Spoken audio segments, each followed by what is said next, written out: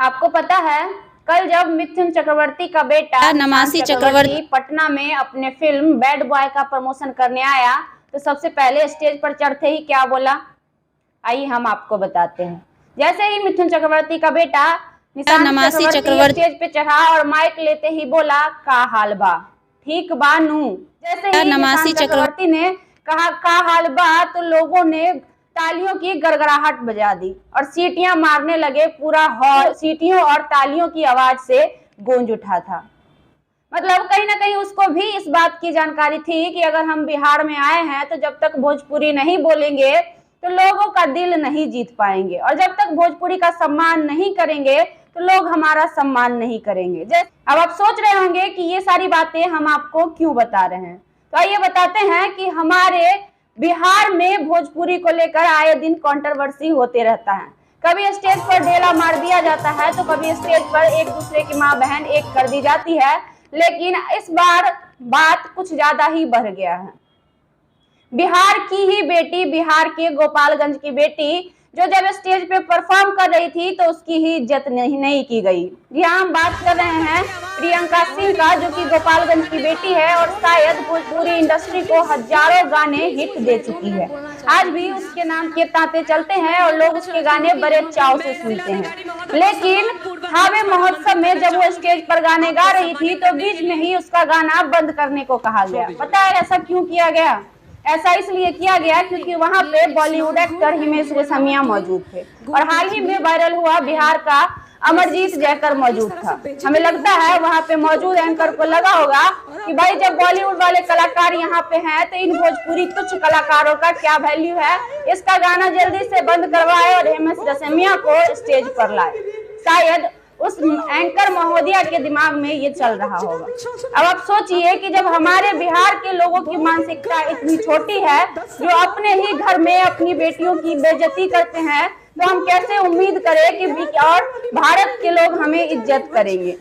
जब हम जाते हैं बड़े कलाकारों का इंटरव्यू करने और उनसे सवाल करते हैं कि आखिर हमारी भोजपुरी का वैल्यू क्यों नहीं होता है, क्यों भोजपुरी में इस तरह का छिया लेदर होता है, तो वो बहुत गर्म हो जाते हैं और कहते हैं कि आप लोग ही भोजपुरी को बदनाम करते हैं। तो भैया उस दिन क्या हुआ था और क्यों भोजपुरी आज बदनाम हो रही है, एक बार सोचिएगा जरूर। जब कभी किसी के अपने बेटे पे आता है, अपने भाई पे आता है, अपनी माँ पे आता है तो लाइव आकर आंसू बहाने लगते हैं और कहते हैं कि हमारी बेटी के साथ गलत हो रहा है, आप लोग सपोर्ट कीजिए। लेकिन आज जब प्रियंका सिंह के साथ थावे महोत्सव में भरे स्टेज पे पूरे समाज के बीच अपमानित किया गया उनको, तो किसी की भी बोली क्यों नहीं निकल रही है?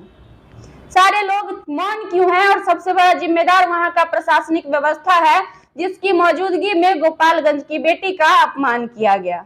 मुझे नहीं पता कि वो एंकर महोदया कौन थी, कहां से आई थी और उनके दिमाग में क्या चल रहा था, लेकिन वहां पे मौजूद जनता जो देख रही थी उनके दिमाग में क्या चल रहा था ये जरूर मायने रखता है हमारे लिए। जो लोग कहते हैं कि हमारी भोजपुरी बिहार की माटी है और गर्व से हम कहते हैं कि भोजपुरी बहुत अच्छी है, तो फिर कहाँ गई थी उस समय उनकी मानसिकता जब भरे स्टेज पर प्रियंका सिंह को अपमानित किया जा रहा है?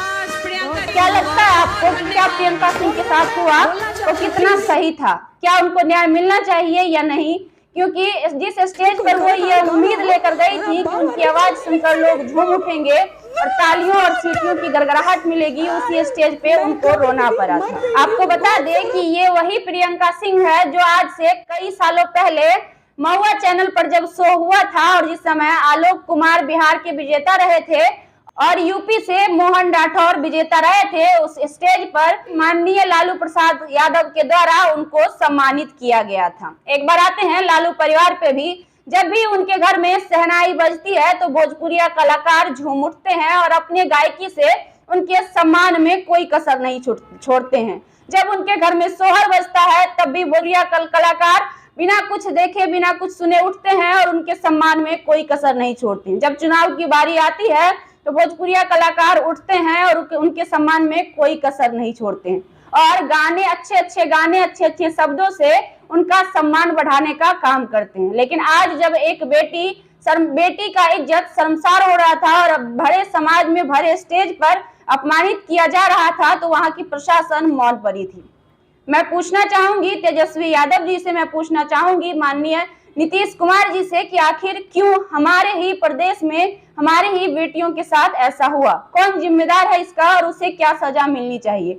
और अगर सजा नहीं दिया जाता है तो आए दिन ये चीज बढ़ते जाएगा और हमारी भोजपुरी की इज्जत इसी प्रकार नीलाम होते रहेगी। बाकी सवाल रहेगा भोजपुरिया समाज से, जो बड़े गर्व से कहते हैं कि हमारा समाज बहुत आगे चल रहा है, हमारे गाने ट्रेंडिंग कर रहे हैं, तो क्या यही इज्जत रह गई आपकी कि जब स्टेज पे एक बॉलीवुड कलाकार आ जाते हैं तो आपके भोजपुरी समाज की बेटियों को अपमानित कर दिया जाता है। बाकी कुछ नहीं कहेंगे, आप पर छोड़ते हैं। बाकी कमेंट बॉक्स में क्या आपकी राय है जरूर लिखिएगा और एक आवाज प्रियंका सिंह के लिए जरूर उठाइएगा ताकि आने वाले दिनों में आगे किसी और बेटी के साथ इस प्रकार की हरकतें ना हो। GSMPL लेकर आया है आपके लिए रोजगार का सुनहरा मौका, जिसके लिए MSME के तहत सरकार दे रही है आपको सब्सिडी और लोन भी। GSMPL के माध्यम से फ्लाई एश ब्रिक्स बनाने की छोटी या बड़ी मशीन लाएं और लगाएं खुद का उद्योग, पुरुष और महिला दोनों के लिए। जी हाँ, तो अब देर किस बात की, उठाइए अपना फोन और शुरू करिए आपका अपना रोजगार, वो भी आपके अपने शहर में। अधिक जानकारी के लिए और मुफ्त ट्रेनिंग के लिए दिए गए नंबर पर संपर्क करें।